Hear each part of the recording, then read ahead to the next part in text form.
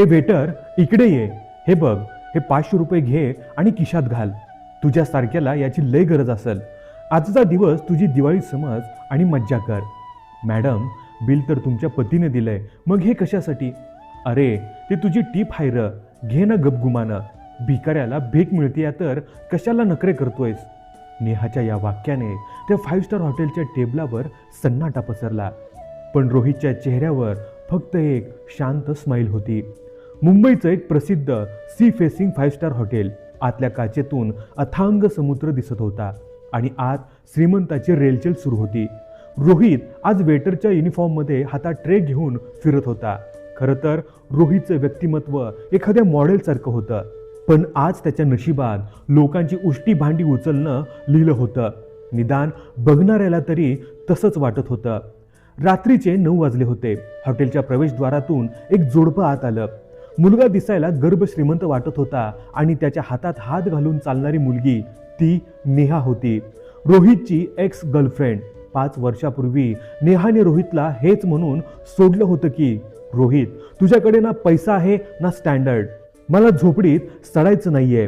मी एका श्रीमंत मुलाशी लग्न करून सेटल होणार आहे. तुझी लायकी नाहीये मला सांभाळायची. तिने त्याच्याशी टोकाचे भांडण करून सोडून दिले. त्या दिवशी रोहित खूप रडला होता, पण आज 5 वर्षांनी नियतीने त्यांना पुन्हा आमने सामने आणलं होतं. नेहाने रोहितला वेटरच्या कपड्यात पाहिलं आणि तिच्या डोळ्यात एक चमक आली, पण ती आनंदाची नव्हती तर क्रूर समाधानाची होती. तिला वाटलं, बरं झालं हा इथे वेटर आहे, आज याला याची लायकी दाखवते. ती मुद्दाम रोहित ज्या सेक्शनमध्ये होता त्या टेबलावर जाऊन बसली. तिने रोहितला हाक मारली. Excuse me waiter. रोहितने मान वर करून पाहिलं. नेहा आणि तिचा नवरा. रोहित क्षणभर थबकला, पण त्याने स्वतःला सावरलं. तो अत्यंत नम्रपणे त्यांच्या टेबलाजवळ गेला. यस मॅडम, काय ऑर्डर घेणार? नेहाने नसत्या आवाजात आपल्या नवऱ्याला सांगितलं. हनी, हा बघ रोहित, मी तुला सांगितलं होतं ना माझ्या कॉलेजच्या एका चिपकू मुलाबद्दल, जो माझ्या मागे वेड्यासारखा फिरायचा. हा बघ, तोच हा. आज इथं वेटरचं काम करतोय बिचारा. तिच्या नवऱ्याने जो स्वभावाने चांगला वाटत होता, रोहितकडे बघून एक स्माईल दिली. रोहितने काहीच उत्तर दिलं नाही. त्याने शांतपणे ऑर्डर घेतली. जेवण संपेपर्यंत नेहाने रोहितचा होईल तितका अपमान केला. ए वेटर, पाणी गरम आहे, दुसरं आण. हे नॅपकिन किती घाण आहे, नीट साफ कर टेबल. ती प्रत्येक गोष्टीवर त्याला टोकत होती. तिला वाटत होतं रोहित चिडेल, रडेल किंवा लाजेल, पण रोहितच्या चेहऱ्यावरचं तेज तसंच होतं. तो प्रत्येक अपमानाचा घोट निमूटपणे पीत होता. जेवण झालं, बिल आलं.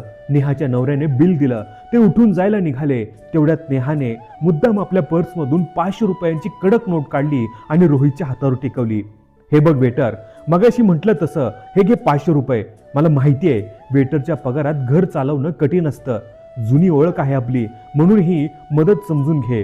रोहितने ती 500ची नोट घेतली. तो हसला आणि म्हणाला, थँक्यू मॅडम. नेहा विजयी मुद्रेने हसली. तिला वाटलं, शेवटी भिकारी तो भिकारीच, घेतलीस ना भीक. ते दोघे बाहेरच्या गेटकडे निघाले. रोहितने ती 500ची नोट तिथेच उभ्या असलेल्या मॅनेजरकडे दिली आणि तो पुन्हा कामाला लागला. जेव्हा नेहा आणि तिचा नवरा बाहेर पडणार होते, तेव्हा हॉटेलचे जनरल मॅनेजर मिस्टर डिसूजा धावत त्यांच्याजवळ आले. एक्सक्यूज मी मॅडम, 1 मिनिट थांबा. नेहा रागात म्हणाली, काय झालं आता? बिल तर दिलंय ना. मॅनेजरने अत्यंत आदराने पण कडक आवाजात सांगितलं, मॅडम, तुम्ही आता ज्या वेटरला 500 रुपये टिप दिलीत ना, ती रक्कम त्यांनी हॉटेलच्या चॅरिटी बॉक्समध्ये जमा करायला सांगितले आहे, अनाथ मुलांसाठी. नेहा उपहासाने म्हणाली, का त्याला कमी वाटले का 500 रुपये? मॅनेजर हसले आणि म्हणाले, नाही मॅडम, प्रश्न पैशाचा नाही, स्टँडर्डचा आहे. कारण ज्यांना तुम्ही वेटर समजून टिप दिलीत ते रोहित सर या हॉटेलचे मालक आहेत. नेहाच्या पायाखालची जमीनच सरकली. का? काय मालक? मॅनेजरने पुढे सांगितलं, हो मॅडम, फक्त हे हॉटेलच नाही तर मुंबईत त्यांच्या अशा 5 ब्रँच आहेत. आज आमचा एक जुना वेटर अचानक आजारी पडला. स्टाफ कमी होता आणि गर्दी जास्त होती. कस्टमरला त्रास होऊ नये म्हणून रोहित सर स्वतः युनिफॉर्म घालून वेटरचं काम करत होते. ते म्हणतात, कोणतंच काम छोटं नसतं आणि मालक तोच असतो जो आपल्या माणसांच्या खांद्याला खांदा लावून काम करतो. नेहाचा चेहरा बघण्यासारखा झाला होता. तिचा नवराही अवाक झाला होता. ज्याला ती भिकारी समजून हिणवत होती तो आज करोडोंचा मालक होता आणि तरीही जमिनीवर होता. रोहित युनिफॉर्म बदलून आता एका भारीतल्या सुटाबुटात लॉबीमध्ये आला. तो नेहाच्या जवळून जात होता. नेहाने मान खाली घातली होती.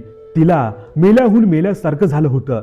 रोहित तिच्या जवळ थांबला नाही, पण जाता जाता आपल्या मॅनेजरला गावरान ठसक्यात म्हणाला, पाटील, त्या मॅडमना गाडीपर्यंत सोडा आणि हो सांगा त्यांना, माणसांची किंमत त्याच्या खिशातल्या पैशावरून नाही तर त्याच्या काळजातल्या माणुसकीवरून ठरती. गरीबाच्या हातावर टीप देता येते पण नशिबावर नाही. रोहित आपल्या मर्सिडीज मध्ये बसून निघून गेला आणि नेहा त्या 500 रुपयाच्या नोटेस सारखी तिथेच कोलमडून उभी राहिली. तिची श्रीमंती रोहितच्या साधेपणासमोर आज पूर्णपणे उघडी पडली होती. त्या दिवशी नेहाला एक गोष्ट समजली, वेळ कोणाचीच गुलाम नसते. जी व्यक्ती आज मातीत आहे ती उद्या महालात असू शकते आणि खरी श्रीमंती बँक बॅलन्समध्ये नाही तर संस्कारात असते. मित्रांनो, या व्हिडिओबद्दल तुमचं मत काय आहे हे आम्हाला कमेंट करून जरूर कळवा.